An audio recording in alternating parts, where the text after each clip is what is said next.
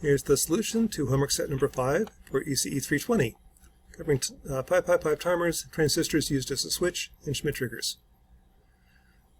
The first problem is calculate the voltages when V1 is 5 volts and 0 volts. When V1 is 5 volts, this is a diode, so voltage drop across the diode is 0.7. 4.3 volts across 1K is 4.3 milliamps. That allows, for this guy beta is 100, that allows 43 milliamps to flow. I'm only trying to push 5 minus 0.2, 3.8 over 28, 171 milliamps, and the smaller wins. I'm allowing for 30 milliamps to flow. I'm only trying to push 171, so the winner is 171 milliamps. That's the current. And when that happens, when beta IB is more than IC, I saturate. I'm trying to force the collector voltage negative. That can't happen. I can't go less than 0. I can't even quite get to 0, so I saturate at 0.2. That's the first one. The second one is when V1 is 0, base current is 0, this is beta times 0, that's 5 volts. Everybody's off. Check in Circuit Lab. When Vn is 5 volts, I get at the base 836 millivolts, almost 0.7. The collector voltage is 241 millivolts. It's saturated about 0.2, and 0.2 is kind of a ballpark. And then the current's 4.16 rather than 4.3 milliamps at the base, 169.9 rather than 171 milliamps. Again, the ideal diode model is close. Use Circuit Lab if you want to get closer. And when the input is 0, everybody's off. It says IC is 1.3 picoamps. It should be 0. A picoamp is 10 to the minus 12 amps. It's darn close to 0. Problem 3 is throw the circuit into Circuit Lab and calculate the frequency and then simulate it. The frequency I should see has a period of R1 plus 2 times R2, because I charge through R1 and R2, discharge through R2, so R2 is used twice, and charging and discharging. That's the reason for the 2. Times C times the log of 2. Log of 2 because it charges up from 1/3 to 2/3 at 5 volts, down to 1/3, 2/3, 2 to 1 ratio.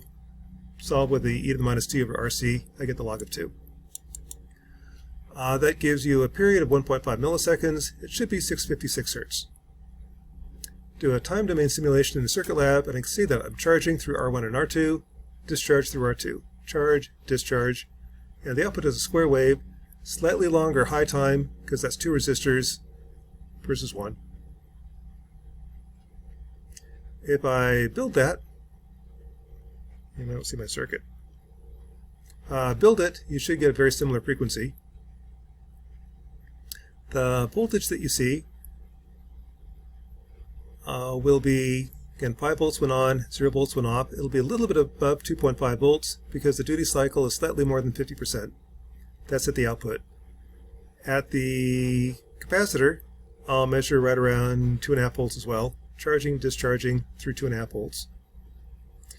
If you measure the AC voltage, that'll tell the RMS voltage, which doesn't really tell you much.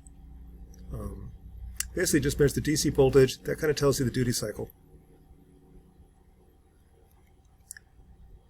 The comparator. If I stick a comparator at the output, well, if I have this transistor right here, that's my electronic switch. I can turn on and off the speaker. To make the speaker louder, I'll use 20 ohms in series with 8, gives you 28 ohms. Here's the transistor to make the speaker louder. And the output, when it's 5 volts, it saturates, 0 volts off. So I get the full 171 milliamps when on, 0 milliamps off. And I get a loud speaker. This is an electronic switch. I can turn it on and off. If this is ground, Q2 is off. If Q2 is off, there's no current through the speaker. If V2 is 5 volts, then Q2 is on, and the speaker goes on and off with Q1. Take this V2, instead of tying it to ground and 5 volts, take it to a comparator. When V4 is bigger than 2.23 volts, the transistor turns on. No. When V4 is less than that, the minus input, transistor turns on. When V4 is more than 2.23, V plus is more than V minus, and the transistor turns off. And here's what you see. When V3, the blue line, is above 2.23, nothing happens. When it's below 2.23, the speaker's running. If you build it and verify it, what you can see is as I vary the voltage at V3, that's actually voltage divider with a thermistor. As it gets hot, the voltage drops and the speaker turns on. When it's cold, the speaker turns off. And here's what the circuit looks like. So this is my power supply. There's my 555 timer. If I take a speaker, like this guy, with 200 ohm resistors connected in series, take one to ground, the other one to the output, and find it. The output is really quiet. Instead, if I use the transistor as a switch, that's what this one is. That's my transistor switch. Here's the 20 ohm resistor to limit the current. I get a loud sound. Take the second transistor, right here. This is an on-off switch. When I take the base and tie it to 5 volts, this one turns on, which turns on the speaker. So here's my manual, connect to 5 volts. On, disconnect, on, disconnect. With that, I can then take it to a comparator. The comparator is this guy. When the voltage, here's the thermistor.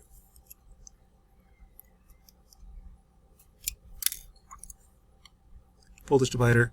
When that goes above the B minus, which is set to 4 volts, the speaker turns on. So when it gets hot, let me pause for a second. Now I'm showing the voltage on the thermistor. As it warms up, it goes above 2 point. As it warms up, the voltage will drop. When it drops below 2 volts, the speaker should turn on. Here's the hairdryer.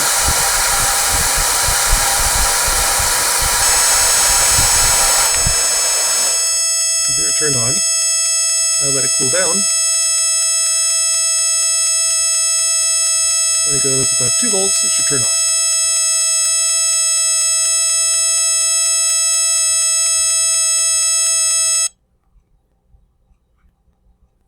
Volts-ish. Problem 8, as a Schmitt trigger, I want it to turn on at 30C, off at 35C, convert to resistance, on at 805, off at 653, from a voltage divider. That's going to correspond to 2.2 volts and 1.9 volts. Now, as the voltage goes down, the output goes high, so connect to the minus input. It's over here. The offset I want is it turns on at 1.97 volts. That's my offset voltage right here. And the gain. Output changes by 5 volts.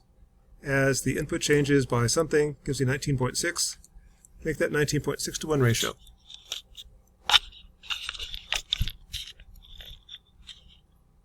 If I simulate, in this case, I can apply a sine wave to V6 as it goes up and down.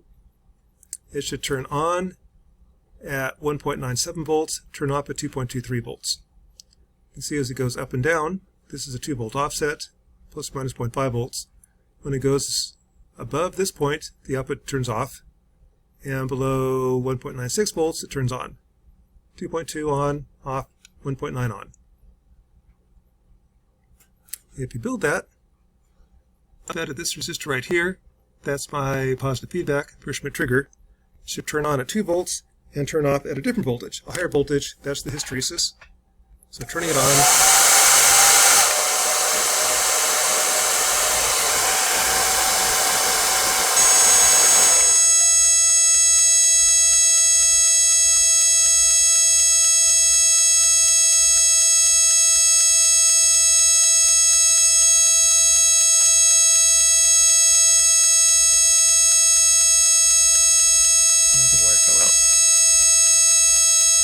Well, it should turn on at one voltage, turn off at a different one. So that's homework set number 5 for ECE 320.